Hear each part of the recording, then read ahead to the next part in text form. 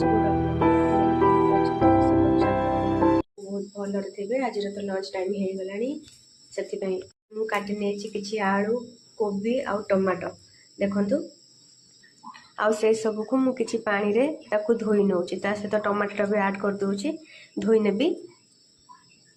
ता भीतर मु करेई तो बसी देथिली करेई एबे गरम हो गलानी तापर से पकेवा पई नै आइछि किछि पियाज एवं किछि अदा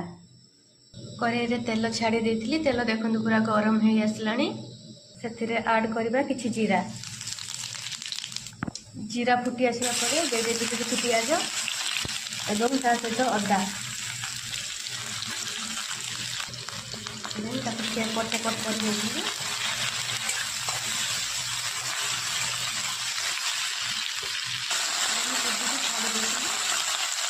तापर ऐड करथिली हलदी एवं स्वाद अनुसार लुण देन तापर एपट सेपट कर नेथिली आज्ञा बिना मसला रे बहुत कम तेल रे देखंतु मु कोबी को संतुली नेछि एको पखाल सहित खाइबा पई बहुत भल लागे कहीं ना काली नुआ वर्ष गला बहुत जिनस खाई से मु पखाल कर देथिली आज कोबी भजा सहित खाइबा पई कहीं ना काली रो खाइबा खाइकी पूरा देह तो पूरा खराब हो गलानी से मु पखाल खाइबा को चाहूँगी कहीं ना आज देह टिके भल रहिबो पखाल तो जानछन्ती केते बढ़िया लागे से एको संतुलिबा पई माने सिझिबा पई मु ताको किछि समय छाडी देबी एको मु छाडी देली किछि समय सिझिबा पई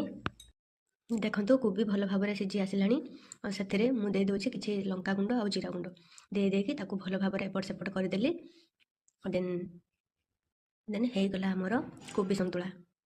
ପରେ ସେଥିରେ ମୁଁ ଆଡ୍ କରିଦେଇଥିଲି କିଛି ଧନିଆ ପତ୍ର ତ ଜାଣିଛନ୍ତି ଯେକୌଣସି ତରକାରୀ ପକେଇଲେ ତାର ସ୍ୱାଦିଷ୍ଟ ପଖାଳ ଭାତ ତା ସହିତ ଲୁଣ କିଛି ପକେଇଦେଲି ଦେନ୍ ଦେଖନ୍ତୁ ଭଜା ତ ହେଇସାରିଥିଲା ଭଜାକୁ ବି ନେଇ ଆସିଲି ତା ସହିତ କିଛି ରସୁଣ ଆଉ ମୋର ଫେଭରାଇଟ୍ ଲେମ୍ବୁ ଆଚାର ଆଜ୍ଞା ମୁଁ ଯାହା ବି କରେ ଭାତରେ ଲେମ୍ବୁ ଆଚାର ନ ଖାଇଲେ ମୋର ହବନି